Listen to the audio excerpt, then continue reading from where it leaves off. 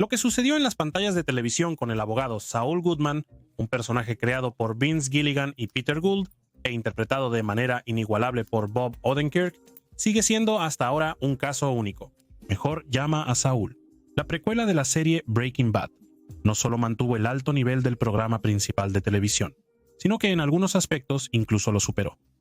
Y eso a pesar de que el protagonista de la precuela era un personaje secundario y para nada positivo.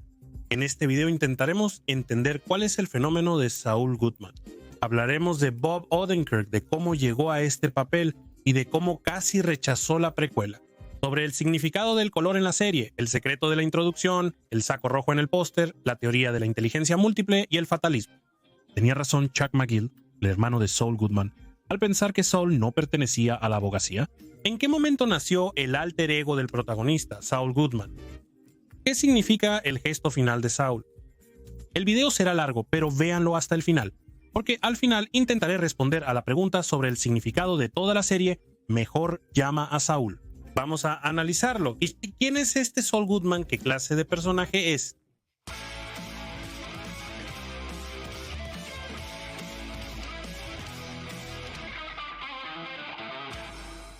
Hablando de Saul Goodman, no se puede dejar de mencionar a quien le dio vida en la pantalla, Bob Odenkirk.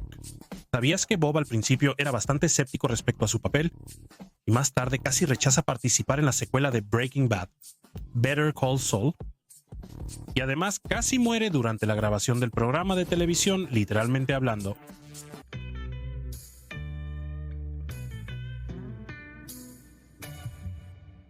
Roberto John Odenkirk nació el 22 de octubre de 1962 en Naperville, un suburbio de Chicago, Illinois. Sus padres, Barbara y Walter Odenkirk, criaron a 7 hijos. En sus memorias, Odenkirk hablaba abiertamente sobre la complicada situación familiar. Su padre, que sufría de alcoholismo, abandonó a la familia en los años 70, y Bob Odenkirk lo describe como una persona vacía y enfatiza que ese hecho dejó un gran vacío en su alma, lo cual se reflejó en su futuro. Su madre, quien falleció en 2021, era una católica devota y hacía todo lo posible para proveer a sus hijos de todo lo que podía. De niño le encantaba el grupo cómico Monty Python, y probablemente eso fue lo que tuvo una influencia significativa en su futura profesión. Ya durante sus estudios en la universidad, Bob empezó a probarse como comediante. Bob Odenkirk. Gracias, es muy amable de tu parte, gracias. Oh Dios, es bueno estar aquí. Tuve un día difícil. Y en 1987 tuvo la suerte de convertirse en guionista del programa de comedia de sketches Saturday Night Live. Y el trabajo le fue tan bien que, en solo 2 años, ganó el prestigioso premio Emmy por ese programa. Al mismo tiempo, escribe guiones para varios otros programas de televisión y en 1993 gana de nuevo un Emmy, esta vez como guionista del show de Ben Stiller. Y poco después, uniéndose con David Cross, crea su propio programa de sketches de comedia llamado Mr. Show con Bobby David. No quieres hablar, ¿eh? No más café, no más cigarros. ¿Dónde está el escondite de Valentino? Está bien, ya entendí. Es precisamente de esa manera como llama la atención de 2 guionistas de Breaking Bad, Vince Gilligan y Peter Gould. Vince Gilligan y Peter Gould, quienes escribieron el papel de Saul Goodman en el primer guión, ambos eran fanáticos de Mr. Show y ambos pensaban que yo era el tipo que debía interpretar ese papel. No sé por qué, Vince Gilligan es el tipo más inteligente en la sala, pero finge que no lo es. Él tiene esa actuación, oculta que trabaja muy duro, además es increíblemente inteligente. Y así escucha a la gente de manera muy educada, nunca es grosero y luego hace lo que cree que debe hacer. Y resulta que tiene razón cada maldita vez. Cuando el agente de Boba le llamó por primera vez sobre el papel del abogado Saul Goodman, que se anunciaba en las paradas de autobús, Breaking Bad ni siquiera era tan popular. En ese momento era un programa de cable poco conocido y apenas estaban preparando la segunda temporada. Odenkirk no había visto ni un minuto de ese programa e incluso ni había oído hablar de él, pero aceptó el papel sin dudarlo. Necesitaba el dinero y habría sido un pecado rechazar un buen trabajo, aunque solo fuera un papel episódico. Preparándose para el papel, ni siquiera terminó de ver el primer episodio de Breaking Bad y no se aprendió su texto cuidadosamente, porque pensaba que para el momento de la grabación sus pocas líneas serían recortadas aún más. y ni siquiera podía imaginar que pasarían los años y él seguiría en Albuquerque interpretando a Saul Goodman. Y ese papel realmente cambió toda su vida. En 2021, Bob Odenkirk rechazó participar en la filmación de la precuela de Breaking Bad. Mejor llama a Saul alegando circunstancias familiares. En ese momento sus hijos tenían 12 y 14 años, y Bob pensaba que debido a las grabaciones no podría dedicarles la atención que merecían. Y de hecho, él rechazó la oferta, y no solo una vez. Dije no. Mark me llamó un domingo por la mañana y me dijo, me están llamando de Sony, es domingo por la mañana. ¿Estás seguro? Dices que no. ¿Estás seguro? ¿Es un no real? Y la ironía era que, precisamente por su familia, él inicialmente iba a rechazar participar en el show, pero al final fueron sus hijos y su esposa quienes lo convencieron de aceptar. Sabes, yo no pensaba hacer este show. Probablemente solo estaba asustado. Fingía que lo hacía por la familia. Pero mi hijo Nate y mi hija Aaron se me acercaron y me dijeron, «Papá, tienes que hacerlo». Mi hijo dijo que si no lo haces vas a decepcionar a mucha gente. Le dije, ¿sabes? Voy a decepcionar a muchos desconocidos. Y él me respondió, está bien, pero algunos de ellos son mis amigos. Y luego mi hermosa esposa Naomi dijo, puedes hacer el show si quieres. No tienes que hacerlo, pero si lo haces, todo estará bien. En julio de 2021, en pleno rodaje de la temporada final de la serie, Odenkirk sufrió un infarto casi mortal. Perdiendo el conocimiento, de repente cayó al suelo. El equipo de grabación lo rodeó y de inmediato llamaron a una ambulancia. Al poco tiempo apareció un mensaje en su Twitter. Tuve un pequeño infarto, escribió, pero estaré bien gracias a Rosa Estrada y a los médicos que supieron cómo arreglar la obstrucción sin cirugía.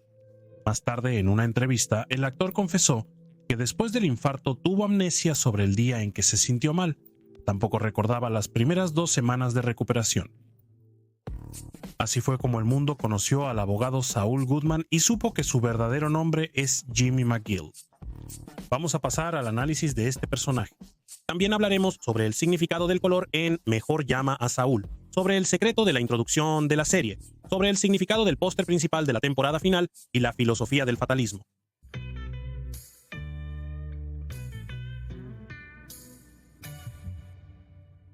Existe una teoría que dice que cada persona está predispuesta a cierta profesión. Fue desarrollada en 1983 por el profesor de la Universidad de Harvard, Howard Gardner, y él la llamó la teoría de las inteligencias múltiples. Por ejemplo, el tipo de inteligencia verbal lingüística es responsable de la capacidad de escribir y leer. En consecuencia, con este tipo de inteligencia es más fácil convertirse en periodista o escritor. Y hay personas que desde su nacimiento dibujan increíblemente bien, sin conocer a fondo las teorías, o aprenden idiomas 2 o 3 veces más rápido que sus compañeros. Siguiendo esta teoría, uno puede elegir una profesión y no solo lograr resultados sobresalientes gracias a sus predisposiciones, sino también disfrutar de ese trabajo. Pero, ¿qué hacer si has decidido firmemente convertirte en un abogado destacado, pero tu talento es el de un estafador y un tramposo? Justo con ese dilema se enfrentó Saul Goodman, el protagonista de la serie Luches Bonite Solu.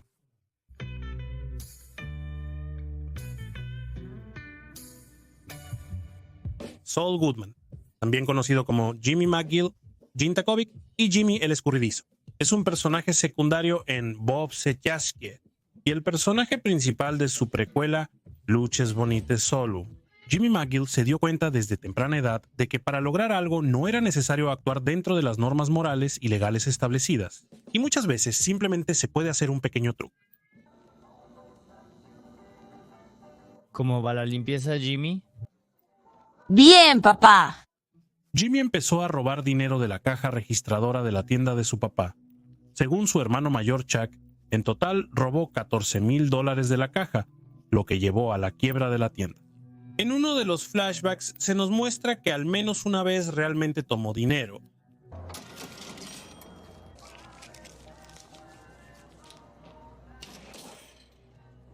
Pero lo más probable es que la mayor parte del dinero el papá lo regaló él mismo, ya que era una persona ingenua y confiada, lo cual era aprovechado frecuentemente por todo tipo de estafadores. El propio papá falleció medio año después de la bancarrota, y Jimmy decidió que no iba a repetir el camino de su papá, que de manera honesta no se gana dinero, y así tomó el camino del crimen. Al mismo tiempo, surgió otra personalidad paralela de Jimmy, es decir, Jimmy el escurridizo o Jimmy el resbaladizo. Así es como se traduce de diferentes maneras el nombre en inglés Sleeping Jimmy. La palabra sleeping literalmente se puede traducir como resbalándose, y ese apodo se lo dieron a Jimmy porque en la temporada de invierno, en caminos resbalosos, él hacía un truco, se resbalaba, caía y... ¡Pum! Se caía tan fuerte que la gente venía corriendo desde 5 cuadras a la redonda. y lo arreglaba todo de tal manera que alguien siempre terminaba pagándole una compensación. Por un solo golpe fuerte, se llevaba 7 u 8 mil y se la pasaba tranquilo tomando chela y fumando hasta el siguiente septiembre. Las pequeñas estafas y el vandalismo eventualmente lo llevaron a tener serios problemas con la ley. Se enfrentaba a una condena y pidió ayuda a su exitoso hermano, el abogado Chuck McGill. Guardia de seguridad. Espera, Chuck, espera. No me dejes, no. Si no salgo de aquí, mi vida se acaba.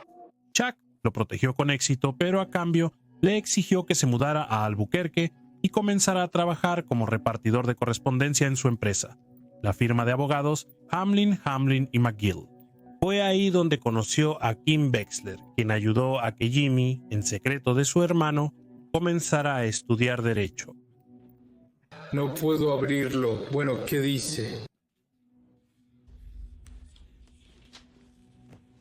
Por cierto, en la vida de Jimmy, ya adulto, solo hubo dos personas muy cercanas a él, Chuck y Kim. Entonces Jimmy decide convertirse en abogado y realmente intenta trabajar de manera honesta y con integridad. Pero su hermano Chuck constantemente le recuerda quién fue en el pasado. No dejarás de hacerle daño a la gente. No es cierto. Jimmy, así eres tú. Le haces daño a la gente una y otra vez. En el momento en que Sol le revela a Chuck su secreto, que en secreto estudió Derecho para seguir los pasos de su hermano, Chuck intenta ocultar su total desacuerdo. Vaya, no sé qué decir. ¿Estás orgulloso de mí? Por más que Jimmy intente ganarse el cariño de su hermano, Chuck está seguro de que Jimmy no merece estar cerca de él, que el simple hecho de que Jimmy sea abogado mancha el buen nombre de Chuck. Ya no quedamos muchos de los McGill y tenemos que mantenernos unidos. No, ¿para qué lamentarse? ¿Para qué? Él no confía en Jimmy y solo espera engaños de su parte. Y de hecho, ¿y si Chuck tenía razón al pensar que él no pertenecía a la abogacía? Después de todo, todos sabemos cómo terminó todo. Jimmy se convirtió en Saul Goodman, se involucró con el crimen y al final terminó tras las rejas. Y estoy seguro de que algunos de ustedes piensan exactamente así. Pero aunque esa opinión tiene sus fundamentos, yo no estoy de acuerdo en absoluto. En primer lugar, Chuck actúa así principalmente por sus propios complejos personales, por una simple envidia hacia su hermano menor, quien recibía más amor y atención. Pero no nuestro Jimmy. No podría ser el precioso Jimmy. ¿Y llega a ser abogado? ¡Qué broma tan cruel! En segundo lugar, porque culpaba a Jimmy por la muerte de su padre. No me detendré mucho en esto porque el tema es tan amplio que se podría hacer un video aparte sobre ello. ¿Y en qué pensaba Chuck que Jimmy iba a ser repartidor de correo en su empresa para siempre? Chuck era una autoridad para Jimmy y tenía una influencia excepcional sobre él. Si tan solo hubiera querido, bajo su tutela, Jimmy definitivamente se habría convertido en un buen abogado. En lugar de eso, Chuck constantemente le recordaba cuál era su lugar, y al final resultó que él mismo fue quien lo empujó hacia el camino del crimen. En palabras, él no quería que Jimmy se convirtiera en alguien como Saul Goodman, pero en la práctica fue precisamente él quien actuó como su catalizador. Y Kim Wexler, siendo otra persona importante en la vida de Jimmy, quien seguía manteniéndolo dentro de ciertos límites, fue quien puso el último clavo en el ataúd de la personalidad del abogado honesto Jimmy McGill. Juntos somos veneno. No, solo dime qué tengo que hacer para cambiar. Sin embargo, cabe señalar que el comportamiento de Chuck y su separación con Kim no son la principal ni la única razón por la que Jimmy poco a poco empezó a inclinarse de nuevo hacia el camino del crimen. La razón principal es el talento excepcional de Jimmy, el talento de un estafador y tramposo. Jimmy sabe que en eso es bueno.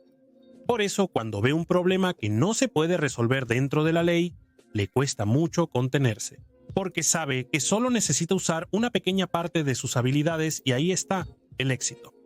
Además, al principio a menudo utiliza métodos no del todo legales para lograr objetivos bastante nobles. Y así, poco a poco, paso a paso, se convierte en Saul Goodman. Por cierto, para quien no lo sepa, Saul Goodman es un homófono de una expresión que se traduce como todo está bien, amigo. Todo está bien, amigo.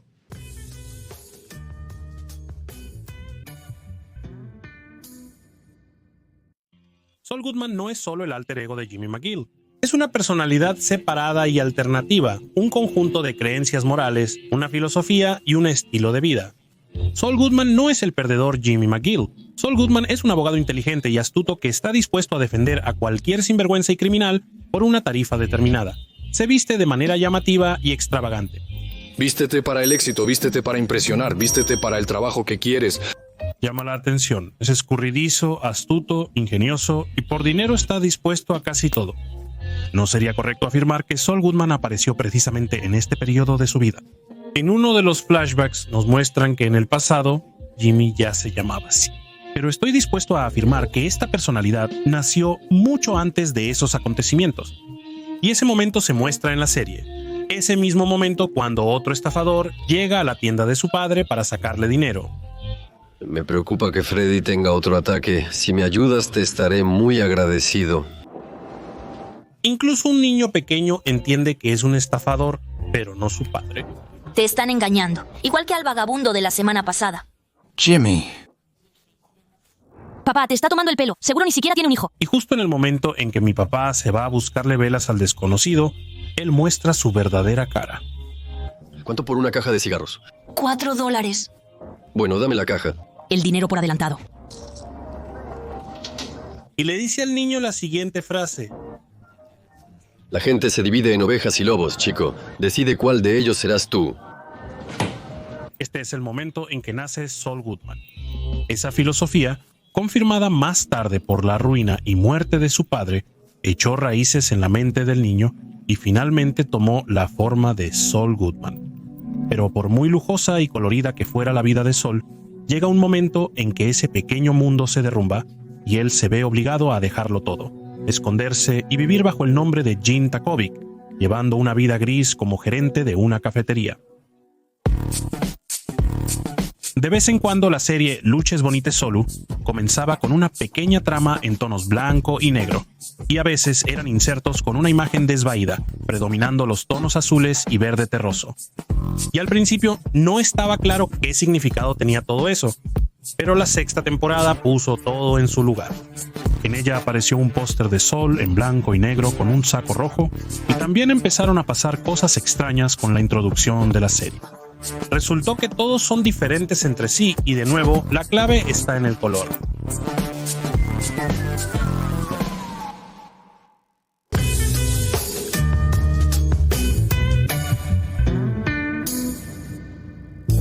Muchos notaron el interesante póster de la temporada final de Luches Bonites Solu, especialmente el saco rojo brillante, casi escarlata, que Saul se prueba.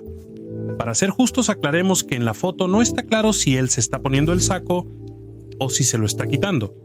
El color en esta serie juega un papel muy importante. Casi cada episodio comienza con una narración en tonos blanco y negro.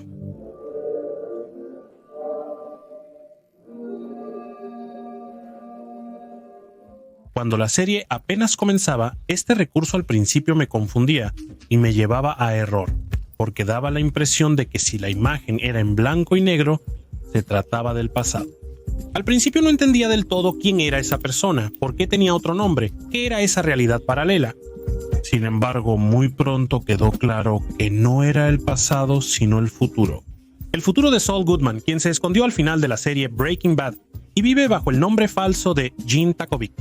Más adelante en la serie, cuando la narración trataba sobre Gene Takovic, la imagen siempre era en blanco y negro. A diferencia del Gene Takovic en blanco y negro, Saul Goodman es un personaje muy llamativo.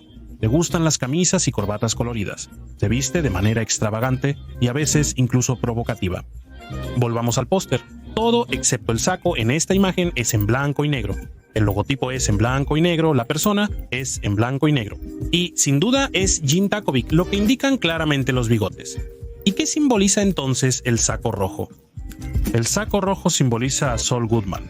Gene Takovic se quita el saco rojo de Saul Goodman para volver a ser Jimmy McGill. Por cierto, el último episodio se llama Saul Gone, es decir, Saul se va, desaparece. Pero por analogía con It's All Good Man, la frase se puede leer como It's All Gone, o sea, todo terminó.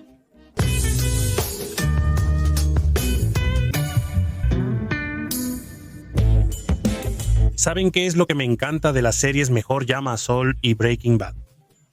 En estas series a veces los personajes no solo son personas, sino también ciertos objetos y cosas.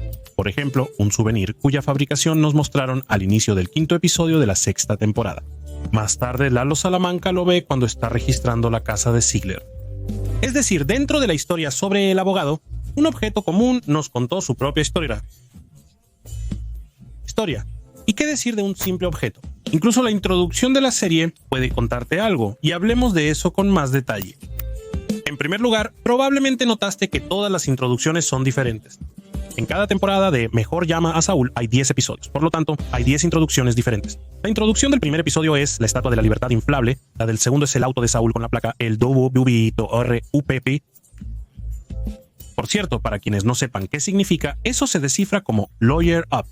Es un juego de palabras cuyo significado se puede interpretar como contrata a un abogado. El tercer episodio muestra la mano de una mujer sacudiendo ceniza en la balanza de la justicia y los teléfonos móviles que alguna vez vendió Jimmy.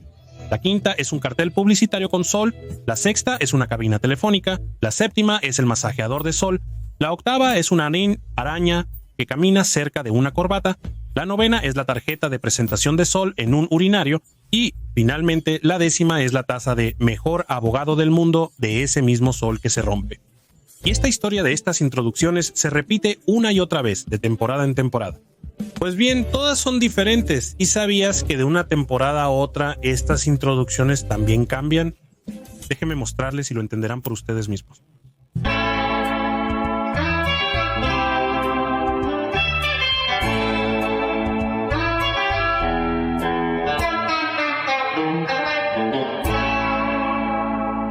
¿Ven? Así es. Con cada temporada, la introducción pierde su color.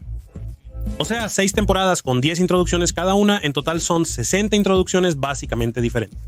Ah, por cierto, en la 6ª y última temporada no son 10, sino 13 episodios, ¿verdad? Por eso ya en el episodio 11 vemos esto.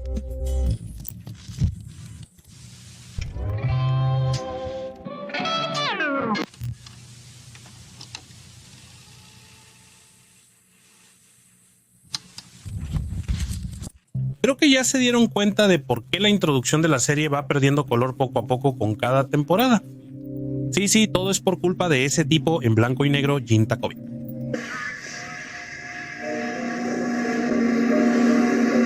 Cada historia sobre Gene está hecha en tonos blanco y negro. Y cuanto más nos acercamos a Gene Takovic y al futuro, y más nos alejamos de la vida colorida de Saul Goodman, más la serie empieza a perder color.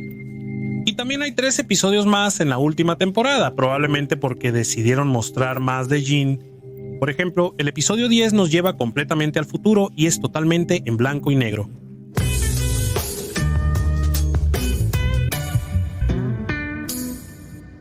Saúl se esconde en un pequeño pueblo bajo el nombre falso de Gene Takovic. Soy Saul Goodman y yo pelearé por ti, sin cargos también. Mejor llama a Saúl. Y uno podría empezar una nueva vida y conformarse con lo que tiene. Él tiene reservas de dinero y piedras preciosas.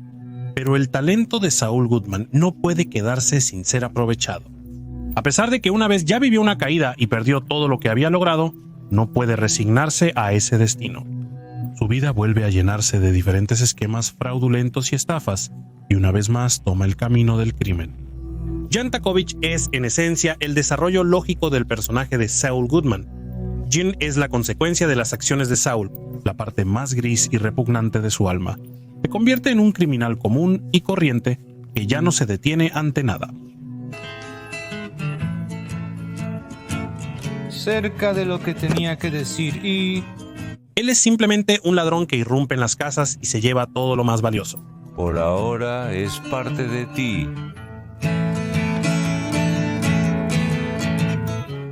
Pero incluso para Gene Takovic, a pesar de toda su naturaleza criminal, hay cosas que no es capaz de hacer. Puede que sea un estafador, un timador, incluso un ladrón, pero no es un asesino. Y cuando llega el momento de elegir entre cometer un asesinato o dejar que lo entreguen a la policía, entiende que esa es una línea que ya no va a cruzar.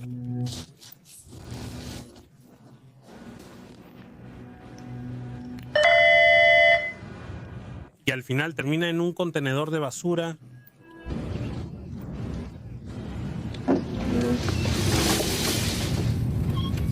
Y aquí nos acercamos suavemente al episodio final, que da respuestas a casi todas las preguntas y cambia por completo la percepción sobre Saul Goodman. En el episodio final hay varios flashbacks que me parecen especialmente interesantes para revelar el personaje de Saul Goodman. El primero es una conversación con Mike Ehrmantraut donde Jimmy le hace una pregunta sobre la máquina del tiempo, lo que en realidad es una pregunta velada sobre el destino de Mike y ese punto de quiebre en su vida al que le gustaría regresar para arreglarlo todo. Creo que casi todos nosotros entendemos que todas nuestras decisiones en la vida afectan nuestro destino futuro. Y a veces nos encontramos ante una elección que tiene un significado tan fatal que parece que si la elimináramos, toda la vida habría sido diferente. Es un experimento mental interesante y creo que tú también tienes en qué pensar. A su vez, Mike le hace la misma pregunta. Jimmy responde que todo es sencillo. Él volvería al pasado, invertiría dinero en acciones y, al regresar, se convertiría en multimillonario. Simplemente habría invertido en Berkshire, luego habría regresado aquí y sería multimillonario. A lo que Mike le responde: ¿Y eso es todo? ¿El dinero? ¿Y qué más? No cambiaría nada. Y esa es realmente una respuesta digna de Saul Goodman. ¿Solo te interesa el dinero? Mike lo pregunta de nuevo. No cambiarías nada. Y aquí vemos una sombra de duda en el rostro de Saul. En algún lugar, en lo profundo de su alma, todavía está Jimmy McGill. Saul no responde nada y siguen adelante. El segundo flashback es una repetición de la misma conversación, pero ahora con Walter White. Sí, solo un experimento mental. En el pasado debe haber algo que te gustaría cambiar, si pudieras. Y Saul Goodman esta vez ya no quiere solo dinero, ya empieza a lamentar que todo haya sucedido así. Entonces no hablas de una máquina del tiempo, que es imposible tanto práctica como teóricamente. Hablas de arrepentimiento. Y él cuenta una historia sobre cómo a los 22 años provocó su propia caída y se lastimó seriamente la rodilla. ¿Se cayó a propósito? Sí, así es. Yo ganaba dinero para los cursos de bartender. Walter White, según su relato, llega pronto a una conclusión lógica. Siempre ha sido así. Y vemos cómo cambia la expresión de Saul al darse cuenta de que Walter tiene razón, que si quitara ese evento de su vida, nada habría cambiado.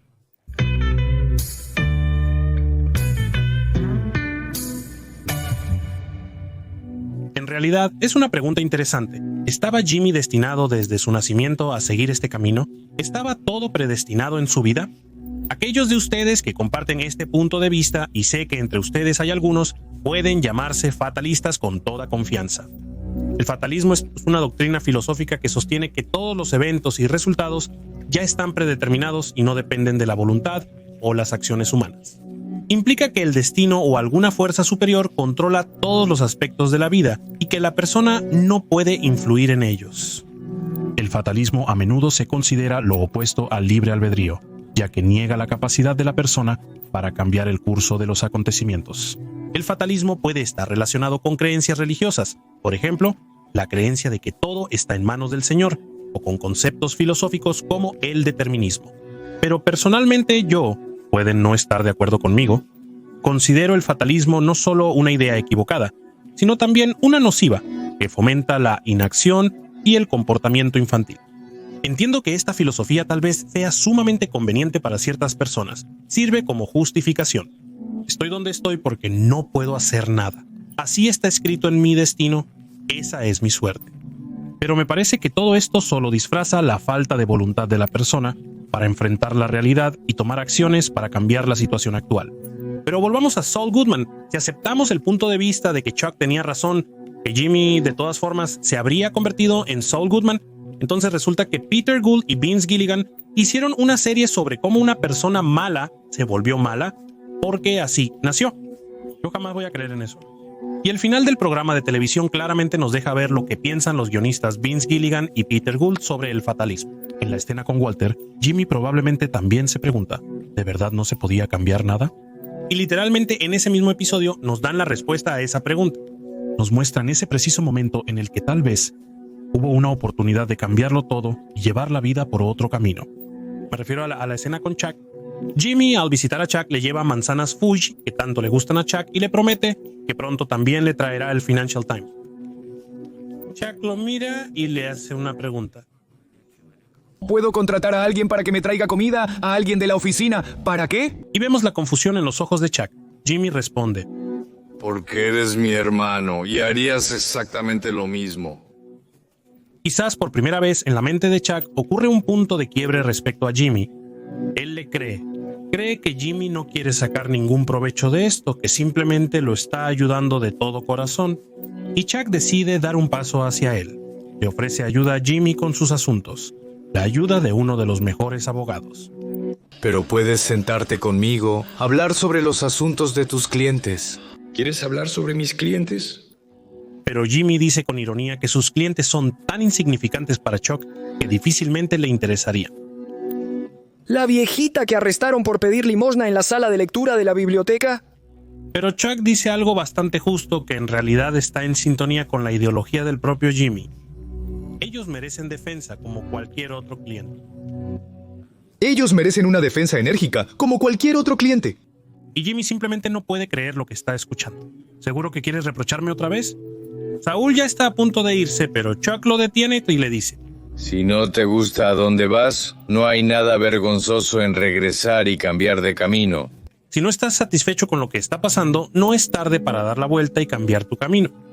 Sin embargo, a pesar de todos los esfuerzos de Chuck para acercarse, Jimmy se va. La cámara primero muestra el rostro triste de Chuck, luego la lámpara, que más tarde se convertirá en el instrumento de su suicidio. Y finalmente el libro de Herbert Wells, La máquina del tiempo, que está sobre la mesa, lo que una vez más demuestra que esta escena está directamente relacionada con las dos anteriores, que cuentan sobre el experimento mental de Jimmy. Nos hacen entender que aquí está. Este fue el momento en la vida de Jimmy McGill que podría haber cambiado toda su vida. Y si en ese momento Jimmy hubiera aceptado la ayuda de su hermano, él no se habría quitado la vida. Él habría encontrado de nuevo una salida para su talento como abogado. Quizá podría haberle enseñado a su hermano todo lo que sabía sobre jurisprudencia, y Jimmy se habría convertido en un abogado destacado. Quizá incluso él, su hermano y Kim Wexler habrían abierto su propio despacho, y habrían ganado a Howard Hamlin de otra manera, y él seguiría vivo. Y por lo tanto, Kim no lo habría dejado. El talento y el nombre de Chuck, más la inteligencia y el esfuerzo de Kim, más la inventiva y astucia de Jimmy, podrían haber logrado resultados sobresalientes. Pero volvamos al último episodio.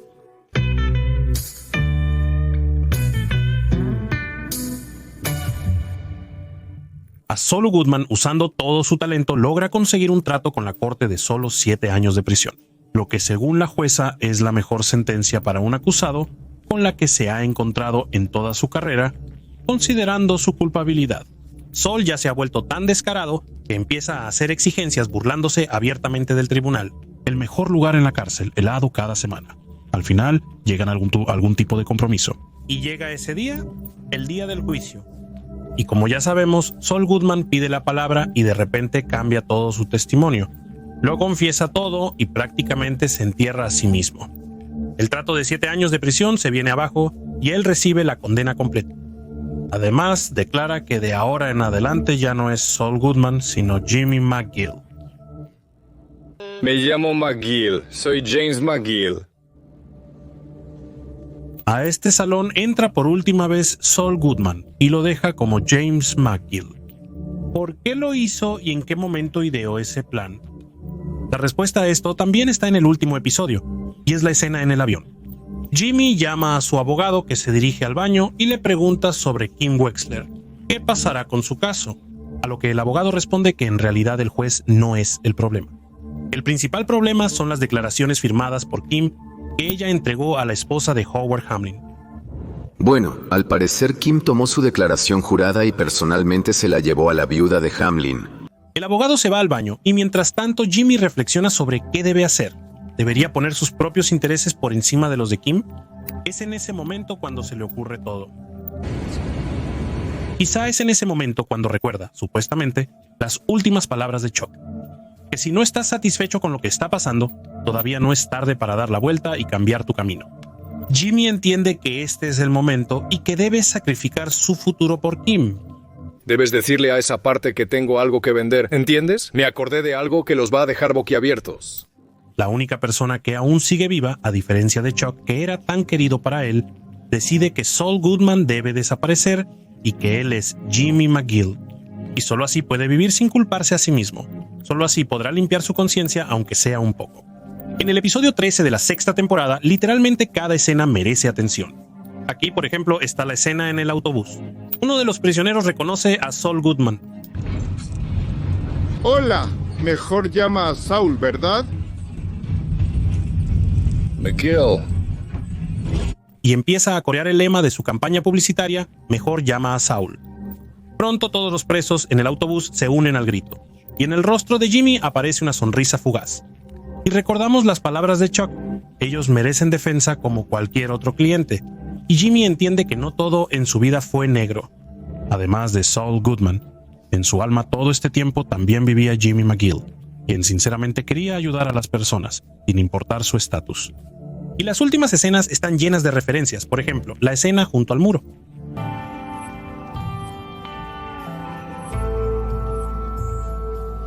«86 años». Y lo más interesante es el último gesto de Jimmy. Y si recordamos, fue precisamente Kim quien hizo ese gesto en su momento.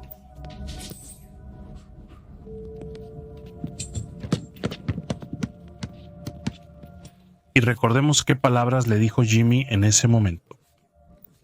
Sí, vamos, Kim. Después de esto no podrás vivir tranquila. Él puede perder su licencia para siempre. No se lo merece. Y de esta manera es como si le dijera, si tú fueras a la cárcel por mi culpa, yo no podría vivir con eso. Sí, ella fue la autora de muchas ideas para arruinar la carrera de Govar Hemley. Esto no es una travesura inocente. Lo que finalmente llevó a su muerte. Cuando todo termine, podría perder su licencia para siempre. No se lo merece. Pero fue Jimmy quien le hizo probar ese fruto prohibido y ahora se siente responsable por ello. Resulta que la culpa de lo que está pasando también recae en Kim, y todo lo que hizo Jimmy fue cubrirla y asumir la culpa él mismo. Y ahora finalmente respondamos la pregunta principal: ¿de qué trata este personaje y de qué trata esta serie? Durante toda la serie, Jimmy McGill lucha contra Saul Goodman. Durante toda la serie intenta responder a la pregunta ¿quién es él realmente? La serie trata justamente de eso. Si naciste como naciste, ¿significa eso que todo en tu destino ya está decidido? ¿Qué es lo que nos guía en nuestro camino de vida? ¿Las circunstancias, el destino o nuestras decisiones? Si nacimos en el lugar equivocado, en el momento equivocado, ¿significa eso que todo está predestinado? Podemos cambiarlo todo, podemos ir en contra del destino, en contra de nuestra propia esencia. ¿Qué hacer si las circunstancias de tu vida se dan de tal manera que una y otra vez terminas en un basurero?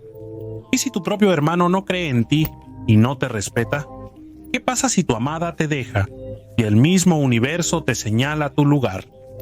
¿Vale la pena resignarse y decidir que ya nada se puede cambiar, que así al parecer naciste? La serie nos da una respuesta clara a esta pregunta mediante un experimento mental con una máquina del tiempo. ¿La vida de Mike Ehrmantraut podría antes haber sido diferente si no hubiera aceptado ese primer soborno? Sí, podría. Walter White podría no haber cometido ese error fatal al ceder los derechos de su invento a su colega, por supuesto, y se habría convertido en el jefe de una empresa exitosa. ¿Jimmy McGill podría haber cambiado su destino y convertirse en un abogado honesto? Sí, podría. Eso mismo nos dice Chuck. Si de repente te das cuenta de que en algún momento tomaste el camino equivocado, nunca es demasiado tarde para tomar una decisión y cambiar tu rumbo.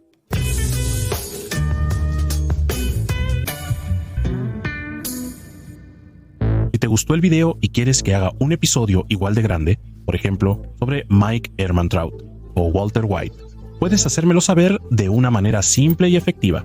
Dale like, suscríbete y deja un pequeño comentario debajo de este video. Y si es tu primera vez en el canal, revisa la descripción del video o la página principal del canal. Ahí encontrarás reseñas de casi todos los personajes de Breaking Bad y Better Call Saul. Eso es todo por ahora. Adiós.